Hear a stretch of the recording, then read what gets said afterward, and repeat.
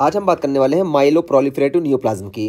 तो Milo proliferative neoplasm को हम माइलो प्रोलिफरेटिव डिजीज भी बोलते हैं, ठीक है, एमपीडी भी बोलते थे, लेकिन मोस्टली अब जो बोला जाता है माइलो प्रोलिफरेटिव नियोप्लाज्म बोलते हैं, ठीक है। तो इसका बेसिक क्या है, तो देखिए ये जो हमारा माइलॉइड स्टेम सेल है ना, ये देखिए माइलॉइड स्टेम सेल इस लीनियर में हमको परेशानी देखने को मिलेगी। और इस लीनियर में क्या परेशानी देखने को मिलेगी, ये जो मेच्योर सेल है ना, इनका नंबर बढ़ेगा, ठीक है, इमेच्योर सेल का नहीं, मेच्योर सेल का नंबर बढ़ेगा। इसी को हम बोलते हैं माइलो प्रोलिफरेटिव नियोप्लाज्म, ठीक है। तो ये मेच्योर सेल जो है, जो मेच्योर लीनियज है ना, इनका नंबर बढ़ेगा, इनका नंबर नहीं, मतलब मेन हमारा इसमें ये होगा, ठीक है। इसी में 4 चीजें आती हैं। देखिए इसमें से एक हम डिस्कस कर चुके हैं और 3 बची हैं, ठीक है। देखिए पॉलीसाइथीमिया वेरा इसमें है, इसेंशियल थ्रोम्बोसाइथीमिया है, और माइलोफाइब्रोसिस है जिसको हम प्राइमरी माइलोफाइब्रोसिस बोलते हैं, और चौथा जो है ये देखिए हम बात कर चुके हैं CML है, ठीक है, क्रोनिक माइलर ल्यूकेमिया। देखिए हम यहाँ पे बात किए थे क्रोनिक माइलर ल्यूकेमिया में, यहाँ पे भी हम बताए थे कि मेच्योर सेल में हमको परेशानी देखने को मिलेगी, ठीक है। तो देखिए यहाँ पे हम बताए थे कि यहाँ पे डिफरेंशिएशन जो होगा नॉर्मल होगा, बस यहाँ पे ओवर प्रोडक्शन और प्रोलिफरेशन ओवर हो जाएगा, ठीक है, अनकंट्रोल हो जाएगा।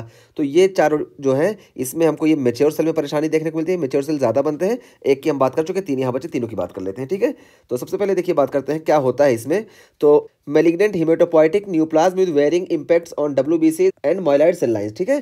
तो यहाँ पे देखिए हमको मैलिग्नेंट हिमेटोपोइटिक न्यूप्लाज्म देखने को मिलता है। तो वही है कि मैलिग्नेंट हिमेटोपोइटिक न्यूप्लाज्म देखने को मिलेगा, हम पहले ही बताया कि यहाँ पे हमको हिमोपोइसिस में वो देखने को मिलेगा और मैलिग्नेंसी देखने को मिलेगी इस वजह से। और वेरिंग इंपैक्ट, तो इसका इंपैक्ट जो होगा ये वेरी करेगा WBC पे और माइलॉइड सेल लाइन पे, ठीक है। तो WBC में देखिए ये वाली सेल लाइन पे भी इसका इंपैक्ट वेरी करेगा, और इस पे भी, मीन्स दोनों एक ही बात है एक तरह से, कि WBC पे भी इंपैक्ट करेगा, और ये WBC जो है यही माइलॉइड स्टेम सेल की लाइन है, ठीक है। तो यहाँ पे हमको देखने को मिलेगा 4 टाइप के होते हैं, हम चारों टाइप बता दिए। तो 3 यहाँ पे हैं और एक हमारा है CML, ठीक है। तो CML भी हमको जो ये मेच्योर सेल के नंबर ज़्यादा देखने को मिलेंगे, ठीक। तो ये हो गया। अब इसमें देखिए सबसे पहले बात करते हैं पॉलीसाइथीमिया वेरा की, ठीक है। तो पॉलीसाइथीमिया वेरा में क्या होता है, नाम से हमको पता चल रहा है कि यहाँ पे हमको पॉलीसाइथीमिया देखने को मिलेगा, यानी RBC जो है, RBC का नंबर हमको ज़्यादा देखने को मिलेगा, पॉलीसाइथीमिया।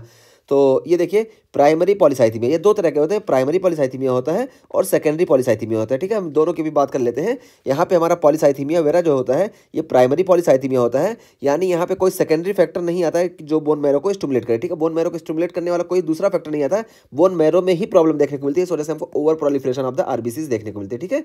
तो ये हुआ हमारा प्राइमरी पॉलीसाइथीमिया। और ये देखिए डिसऑर्डर ऑफ इंक्रीज RBC, तो RBCs इसमें ज़्यादा हो जाएंगे। और ये होता क्यों है, तो मोस्टली देखिए usually due to acquired JAK2 mutation, ठीक है। तो मोस्टली ये JAK2 म्यूटेशन की वजह से होता है। और ये JAK2 क्या होता है, देखिए हम यहाँ पे जहाँ पे हम बात किए थे सेल प्रोलिफरेशन की, तो यहाँ पे देखिए ये रिसेप्टर होते हैं, और इस रिसेप्टर को हम यहाँ पे बोलते हैं, समझो एक JAK2 रिसेप्टर है, ठीक है। कई टाइप के होते हैं, तो बोन मैरो में यहाँ पे JAK2 रिसेप्टर होते हैं, और JAK2 रिसेप्टर पे आके यहाँ पे इरेथ्रोपोइटिन या कोई भी ग्रोथ फैक्टर बाइंड करता है, और जब बाइंड करता है तो ये प्रोटीन को स्टिमुलेट करता है, और कई पाथवे के बाद यहाँ DNA में, मीन्स यहाँ न्यूक्लियस से ये साइक्लिन बनता है, ठीक है। और जब साइक्लिन बनता है तो आगे साइक्लिन डिपेंडेंट काइनेज को ये आके बाइंड कर लेता है, और जब इसको बाइंड कर लेता है तो ये साइक्लिन डिपेंडेंट काइनेज और साइक्लिन ये RB प्रोटीन को फास्फोराइलेट कर देते हैं, और जब RB प्रोटीन को फास्फोराइलेट करते हैं तो ये A2F फ्री हो जाता है, जिसकी वजह से ये DNA जो है हमारा G1 फेज से S फेज में चला जाता है, ठीक है। इस तरह से हमारी DNA सिंथेसिस होती है। तो मीन्स पता चला कि यहाँ पे जब ग्रोथ फैक्टर बाइंड करके तभी ये काम होता है, लेकिन यहाँ पे मान लो ये JAK है, ठीक है, JAK2, और जब ये म्यूटेट हो जाता है ना, ओवर फंक्शन हो जाता है, तो बिना रिसेप्टर के ही ये स्टिमुलेट करता है और साइक्लिन बनाता है, और जब साइक्लिन बनेगा तो इसको बाइंड कर लेगा, और इसको बाइंड करेगा तो ये फास्फोराइलेट हो जाएगा, जिसकी वजह से ये आसानी से सेल जो है G1 फेज से S फेज में चला जाएगा, ठीक है। तो ये चीज़ हमको देखने को मिलेगी। तो इसी वजह से ये जो है JAK2 म्यूटेशन की वजह से हमको increase proliferation of the RBCs देखने को मिलते हैं, ठीक है। तो ये चीज़ हुई। अगर ये नहीं समझ में आया तब भी कोई बात नहीं, बस ये है कि जब इसका म्यूटेशन हो जाएगा तो सेल जो है बिना किसी रोक टोक के प्रोलिफरेट करेगा। ये हम समझा दिए, बिल्कुल समझ में आ जाना चाहिए, आसान चीज़ है, कोई बड़ी चीज़ नहीं है। तो इसमें क्या होगा कि JAK2 म्यूटेशन हो जाएगा, JAK2 म्यूटेशन की वजह से सेल ओवर प्रोलिफरेट करेगा बिना रोक टोक के।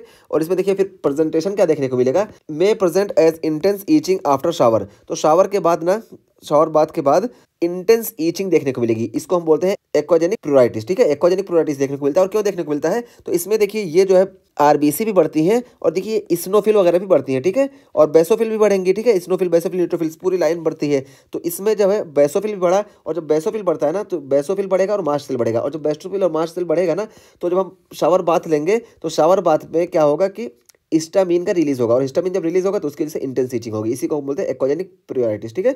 तो ये हम यहाँ पे इसका मैकेनिज्म बता दिए ताकि हम भूले ना, ठीक है। तो यहाँ पे बेसोफिल और मास्ट सेल का रोल होता है।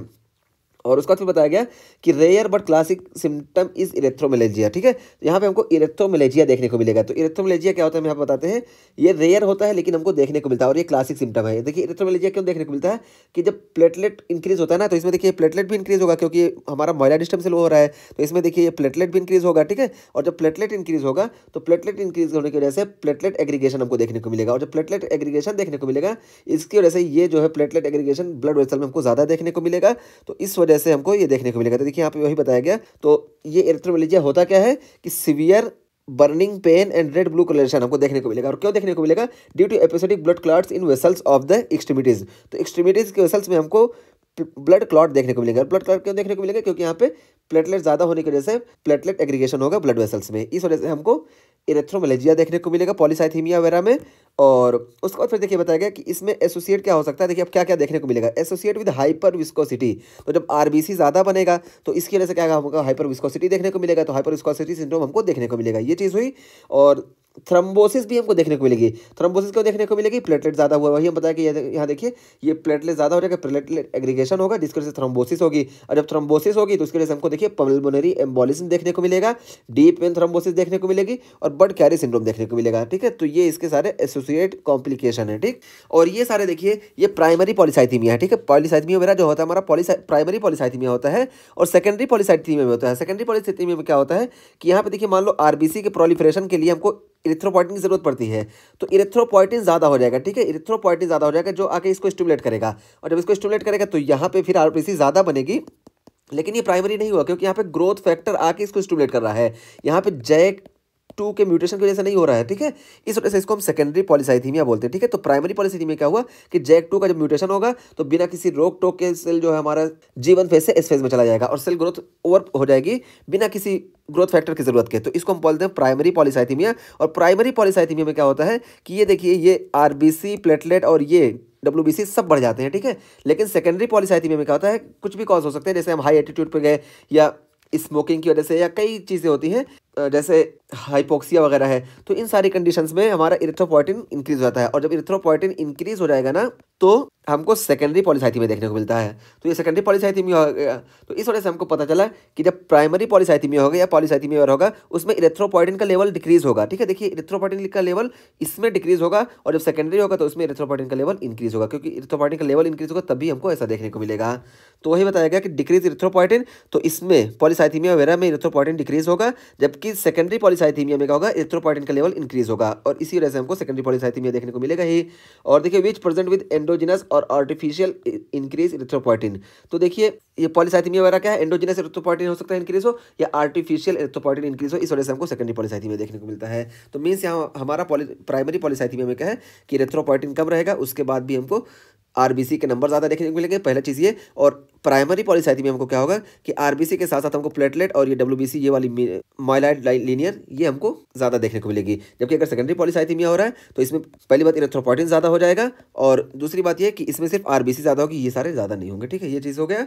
अब हम ट्रीटमेंट की बात करें तो देखिए ट्रीटमेंट में हम क्या करेंगे, फ्लेबोटॉमी। तो फ्लेबोटॉमी इसमें हम करेंगे। फ्लेबोटॉमी का मतलब क्या है कि हम ब्लड को निकालेंगे, बॉडी से ब्लड को निकालेंगे, और जितना ब्लड निकाल रहे हैं ना उतना ब्लड हम मीन्स उतना हम आइसोटोनिक सॉल्यूशन दे देंगे ताकि ब्लड प्रेशर वगैरह मेंटेन है, इसी को हम बोलते हैं फ्लेबोटॉमी। ठीक है, तो फ्लेबोटॉमी करेंगे। और हाइड्रोक्सी यूरिया, ठीक है, हाइड्रोक्सी यूरिया भी हम देंगे। हाइड्रोक्सी यूरिया का क्या काम होता है, तो देखिए हाइड्रोक्सी यूरिया ये देखिए हाइड्रोक्सी यूरिया आके यहाँ पे इस पाथवे को ठीक है ब्लॉक कर देता है। ठीक है, इस पाथवे को ब्लॉक कर देगा, जिसकी वजह से यहाँ पे देखिए ये वाला पाथवे रुक जाएगा, जिसकी वजह से देखिए ये नहीं बनेगा, और जब ये नहीं बनेगा तो यही बनाता है हमारा थाइमिन। तो थाइमिन भी नहीं बनेगा, और जब थाइमिन नहीं बनेगा तो हमारा जो DNA का मैच्योरेशन है वो नहीं हो पाएगा। जब DNA का मैच्योरेशन नहीं होगा तो ये जो सेल प्रॉपर नहीं बन पाएगा और सेल की डेथ हो जाएगी। ठीक है, तो इस वजह से हमारा ये हाइड्रोक्सी यूरिया जो है बहुत इफेक्टिव रोल प्ले करता है। और देखिए रुक्सोलितिनिब भी हम देते हैं। रुक्सोलितिनिब क्या होता है, ये JAK1/2 इनहिबिटर। तो यहाँ पे JAK1/2 इनहिबिटर देखिए, जैक जो ये रिसेप्टर था ये ओवर प्रोलिफरेट कर रहा था। ठीक है, बिना किसी उसके, अब इसी को हम इनहिबिट कर देंगे, और जब जैक को इनहिबिट कर देंगे तो हमको ये पॉलीसाइथीमिया जो है प्राइमरी पॉलीसाइथीमिया इससे हमें निजात मिल जाएगी। तो ये चीज़ हुई इसका ट्रीटमेंट। तो ट्रीटमेंट में हम तीनों चीज़ बताएं कि एक तो हम DNA के मैच्योरेशन को रोक देंगे, दूसरा है कि इसकी जो ओवर ग्रोथ हो रही थी मतलब इस पे जो बिना किसी रोक टोक की स्टिमुलेशन जनरेट हो रही थी इसको रोक देंगे, और तीसरा हम फ्लेबोटॉमी करेंगे कि हम ब्लड को निकालेंगे। ठीक है, ये चीज़ हुई। और उसके बाद फिर अब हम बात करते हैं इसेंशियल थ्रोम्बोसाइथीमिया की। ठीक है,